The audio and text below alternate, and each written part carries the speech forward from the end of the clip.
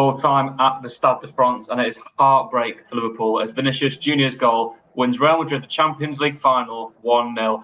We'll welcome along everyone to the debrief on the Blood Red channel, courtesy of the Liverpool Echo, with myself, Patrick Smith, and I'm now joined live by Theo Squires from the Stade de France. Theo, what went wrong for Liverpool tonight? They were up against one of the very best goalkeepers in the world. They made so many chances in the end, but they couldn't take them. Courtois was superb. You can't fault him. Real Madrid done what Real Madrid always do. They grind it out. It's not pretty, but it's effective. It gets the job done. And they deserved it tonight because this is how they play. This is why they've won the European Cup 14 times now. They've made a living out of this in recent years. This is 5 wins in 8 years. Liverpool knew what to expect from tonight. They faced exactly what they expected, and they didn't have an answer for it. They created chances, but there's no excuses this time. Like, there isn't a goalkeeper with concussion or mistakes. They haven't lost their star player 20, 30 minutes in. They just weren't able to get that decisive goal, to get that answer. Many teams have fallen to this Real Madrid team the same way. We've seen them come out on top against Paris Saint-Germain, against Man City, against Chelsea.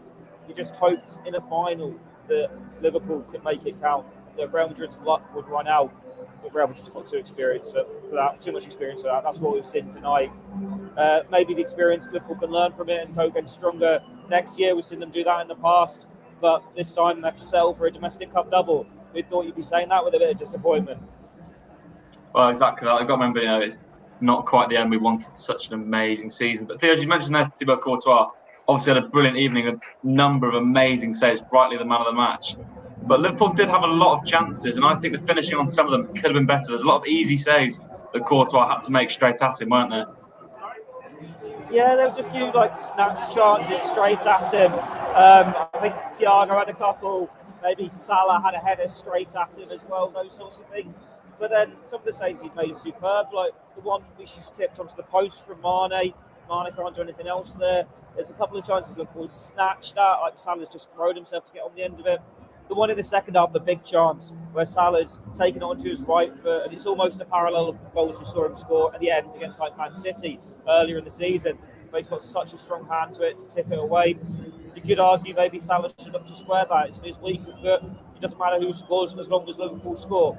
But he's not going to, is he? We know what Mohamed Salah is going to like. And if you look at the replay, Alaba's got a foot there. Alaba could potentially block a cross.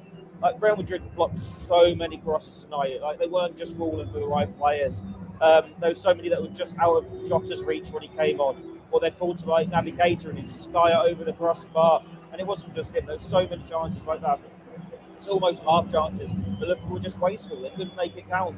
But there isn't any way you think, Real Madrid have got away with one there. There is a couple where you think Liverpool got away with one, like the offside goal, when Alisson took a heavy touch. Courtois was just superb. He's the reason they've won today.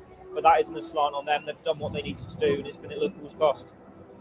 Well, you've touched on my next point there as well, because Courtois is going to take the credit. But the reason Liverpool had so many half chances or shots that weren't quite as good as they were is because of how good Real were defending. Granted, they did have 7 men behind the ball almost every single attack Liverpool had. But Alaba and Militao, especially, they were brilliant tonight, weren't they? Yeah, they got on the end of everything. There wasn't as though you're screaming at Liverpool players were that is an awful cross. They were putting him in the right places. They were putting in some dangerous cutbacks. But it was just the Real Madrid players in the right place to get it away. Liverpool, they threw everything out. They had Firmino on the pitch again. They had Jota on the pitch again. They went 4-2-3-1. They had these attacking bodies there, and it just didn't click the right way. It's just the experience of the situation, isn't it? Real Madrid is what they do. It's a sad way to end the season, but there's always going to be a loser on this day. It's Liverpool. We mentioned now we did change to a 4-2-3 and we tried numerous ways, different setups for Liverpool. Do you think there'll be anything they would have looked back on and think, maybe we could have done this different, maybe personnel, perhaps start Jota, bring Diaz on that way around, maybe Naby Keita, who didn't have the best of games, did he? It's easy to look back in hindsight, isn't it? You'd say, how fit was Thiago and all this sort of thing. But we all think it was Liverpool's strongest starting 11, really, don't we? The only big debate there was the centre-back. And Konate, I thought he had a good game. So Konate was brilliant, yeah. Yeah, it's hard to make that call, to be honest.